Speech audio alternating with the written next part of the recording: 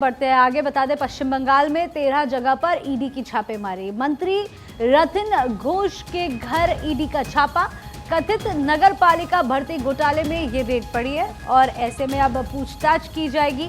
बड़ी जानकारी आप तक पहुंचा रहे पश्चिम बंगाल से, जहां ईडी का छापा पड़ा है और अब पूछताछ में आगे की कार्रवाई में क्या निकलकर सामने आता है वो समय बताएगा। मंत्री रतिन घोष के घर पर ईडी का छापा। ये बड़ी खबर, कथित नगरपालिका भर्ती घोटाला मामले में ये रेड की कार्रवाई। पश्चिम बंगाल में 13 जगहों पर ईडी की रेड। और इस बीच एक और बड़ी खबर जो उत्तर प्रदेश से है। कुशीनगर में सड़क हादसा हुआ है। अनियंत्रित होकर गाड़ी पेड़ से टकराई, 2 की मौके पर ही मौत हो गई, 3 घायल बताए जा रहे हैं। घायलों को सीएचसी कप्तानगंज में भर्ती कराया गया है। अनियंत्रित होकर गाड़ी पेड़ से टकराई, 2 की मौके पर मौत, 3 घायल हुए।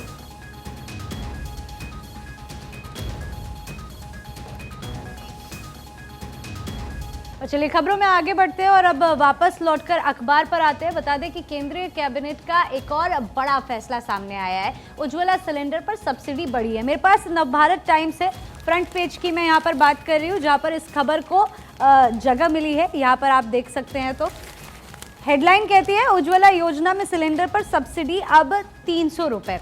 लिखा गया है कि केंद्र सरकार ने बुधवार को प्रधानमंत्री उज्ज्वला योजना के लाभार्थियों के लिए सब्सिडी 200 रुपये प्रति सिलेंडर से बढ़ाकर 300 रुपये करने की घोषणा की है। केंद्रीय मंत्री अनुराग ठाकुर ने कहा कि पीएम नरेंद्र मोदी की अध्यक्षता में हुई कैबिनेट की बैठक में ये फैसला लिया गया है। सब्सिडी यानी कि 200 से 300 कर दी गई है, 100 रुपये बढ़ा दी गई है पूजा। और साथ ही साथ मेरे पास हिंदुस्तान है, वहां पर भी हेडलाइन इसकी जो है वो यही है, उज्ज्वला योजना में सिलेंडर 100 रुपये और सस्ता होगा। यानी लाभार्थियों को 100 रुपये सस्ता मिलेगा और अब इसकी कीमत होगी 603। इसकी जानकारी खुद मंत्री अनुराग ठाकुर ने दी। उन्होंने बताया कि उज्ज्वला योजना के तहत में जो गैस के सिलेंडर्स हैं अब वो 603 रुपये में मिलेंगे। यानी अभी तक जो 200 रुपये की सब्सिडी थी उसको 300 रुपये की सब्सिडी कर दिया गया है। दिल्ली में उज्ज्वला सिलेंडर की कीमत अब 603 रुपये। देश में उज्ज्वला के 9 करोड़ 60 लाख कनेक्शन हैं। देखिए पीएम मोदी को भी बार बार आप उज्ज्वला योजना के विषय पर बात करते हुए सुनते हैं। जब अभी हाल ही में भी आपने सुना तो उन्होंने कहा कि मुझे ये सब प्रेरणा अपनी माँ से मिलती है। मैंने महिलाओं को देखा है धुएं में, हमेशा अपनी आंखों से उनके आंसू गिरा करते थे, उससे परेशान होते मैंने देखा, जिसके बाद ये फैसला हमने लिया कि उनको इस धुएं से बाहर निकालने के लिए उज्ज्वला योजना के तहत में गैस सिलेंडर दिया जाएगा। और अब उसमें भी जो महंगाई की मार जिसका जिक्र बार बार किया जाता है, उसमें कहा गया कि अब ये सिलेंडर और सस्ता 603 रुपए का। और चुनाव से ठीक पहले पूजा लगता है इसका फर्क वोटों में भी नजर आने वाला है। बिल्कुल जाहिर सी बात है। और देखिए देश में उज्ज्वला के अगर कनेक्शंस की बात करें तो जैसे हमने जिक्र भी किया कि 9 करोड़ 60 लाख इसके कनेक्शन हैं।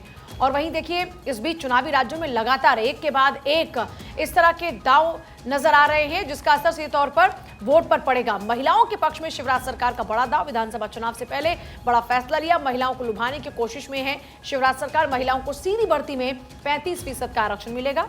लाडली बहनों और युवाओं के लिए कई कार्यक्रम होंगे। ग्राम पंचायत और वार्ड्स को जोड़ा जाएगा वर्चुअली। तो ये भी आयुषी देखिए कितना बड़ा दाव है महिलाओं के पक्ष में। एक तरफ 33% आरक्षण हम देखते हैं मिलेगा संसद के अंदर, यानी वहां पर सांसद होंगी 33%। दूसरी तरफ महिलाओं के पक्ष में शिवराज सरकार का ये बड़ा दाव है। बीजेपी लगातार महिलाओं को लेकर, महिलाओं के वोट साधने को लेकर एक्टिव नजर आ रही है पूजा। खैर हम लोग जब भी प्रधानमंत्री नरेंद्र मोदी के भाषणों की बात करते हैं तो हमेशा महिलाओं का जिक्र तो देखिए वो करते ही हैं, लेकिन अब फर्क ये समझ में आने लगा है कि वो जिक्र सिर्फ भाषणों तक नहीं रह गया, वो जिक्र अब न्यूज चैनल पर हम करते हुए नजर आ रहे हैं, क्योंकि एक्शन लिया जा रहा है सरकार के द्वारा। और ठीक इसी तरह अब हमें मध्य प्रदेश में भी कुछ इसी तरह की तस्वीर देखने को मिल रही है, जहां महिलाओं को सीधी भर्ती में 35% आरक्षण दिया जा रहा है मामा द्वारा। आगे बढ़ते हैं, आपको बता दें नीतीश सरकार का ये बड़ा फैसला सामने आया है। बिहार में न्यायिक सेवाओं में 10% आरक्षण, ईडब्ल्यूएस कोटे को मिलेगा लाभ। 14 एजेंडों पर लगी है मुहर। बता दें नीतीश सरकार ने ये मंजूरी दे दी है। बड़ी जानकारी आप तक पहुंचा रहे हैं। बिहार में न्यायिक सेवाओं में 10% का आरक्षण, ईडब्ल्यूएस कोटे को अब ये लाभ मिलने वाला है। आपको बता दें 14 एजेंडों पर मुहर लगी है। देखिए अब लगातार आप जान रहे हैं कि किस तरह से अब जो गरीब तबके के लोग हैं, महिलाएं हैं, सभी को ये साधने की कोशिश की जा रही है। और उस बीच ईडब्ल्यूएस कोटे को लाभ की यह पहल। और वहीं देखिए जातीय सर्वे पर बीजेपी ने उठाए हैं सवाल। बीजेपी नेता रविशंकर प्रसाद का दावा है कि बड़ी संख्या में परिवारों की नहीं की गई गणना, अति पिछड़ों की संख्या कम करने की कोशिश है। तो तो ये पिछड़ों और अति पिछड़ों की जो राजनीति है वो इस वक्त लगातार देखने को मिल रही है।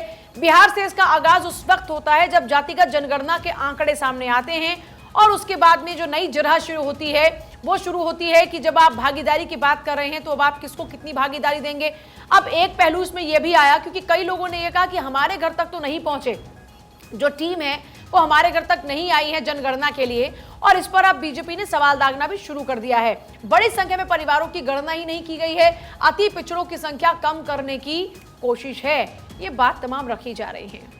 और चलिए आगे बढ़ते हैं। आपको बता दें महाराष्ट्र की सियासत पर बड़ा अपडेट सामने आया है। डेप्यूटी सीएम देवेंद्र फडणवीस का स्टेटमेंट आपको बता देते हैं। समय आया तो अजित पवार को सीएम बनाएंगे, अजित पवार को 5 साल के लिए सीएम बनाएंगे। अभी एकनाथ शिंदे सीएम है और वही रहेंगे। ये बड़ा कह सकते हैं स्टेटमेंट सामने आया है डेप्यूटी सीएम देवेंद्र फडणवीस के द्वारा।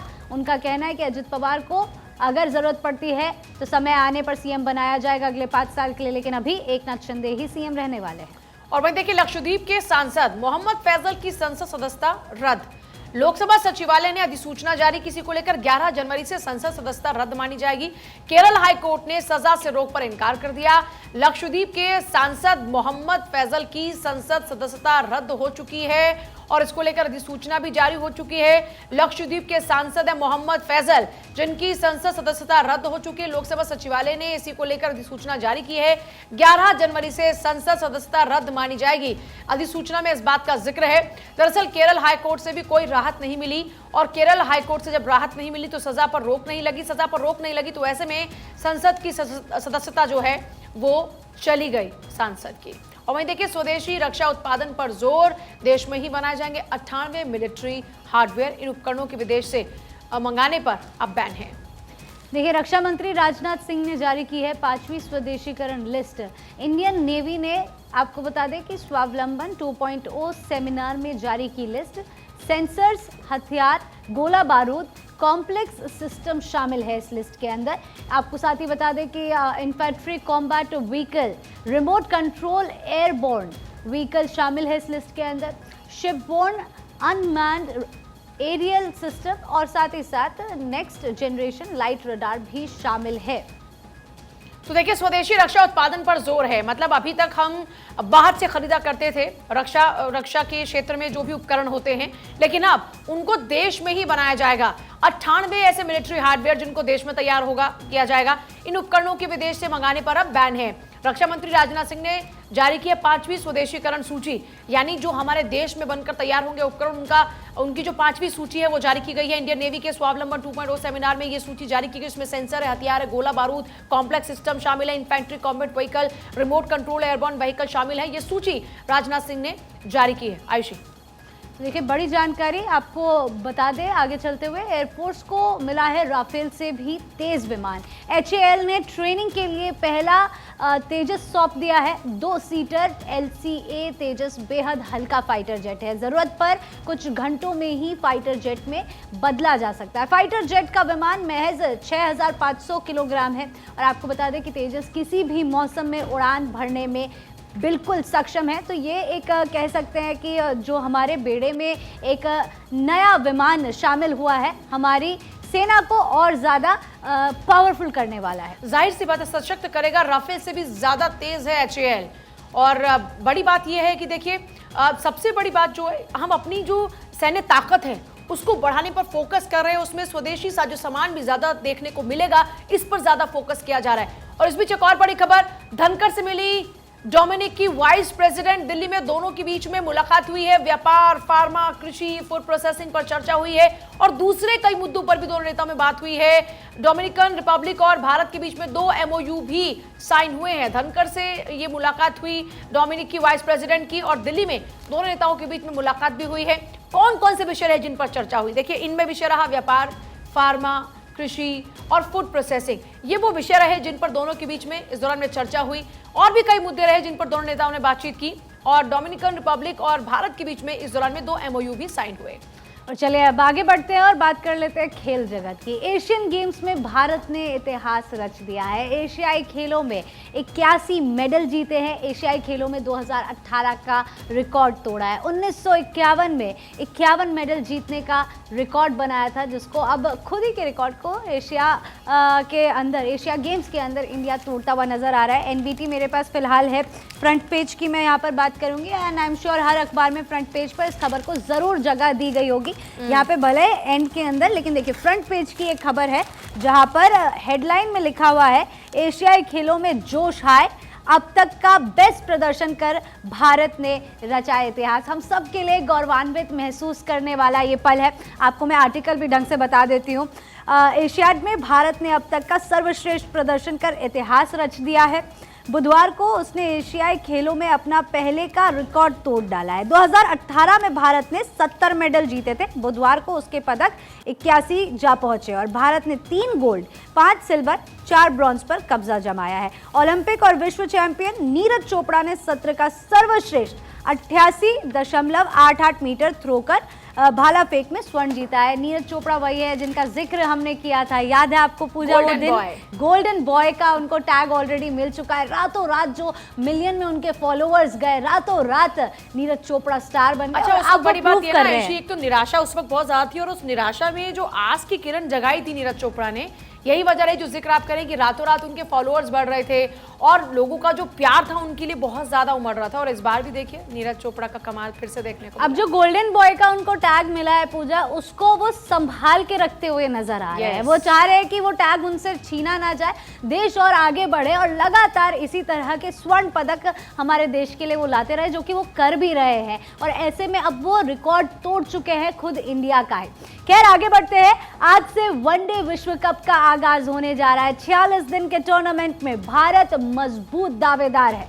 10 टीमों के 150 खिलाड़ी खेलेंगे 48 मैच। आज न्यूजीलैंड और इंग्लैंड के बीच में भिड़ंत होने जा रही है। अहमदाबाद में ये मैच खेला जाएगा।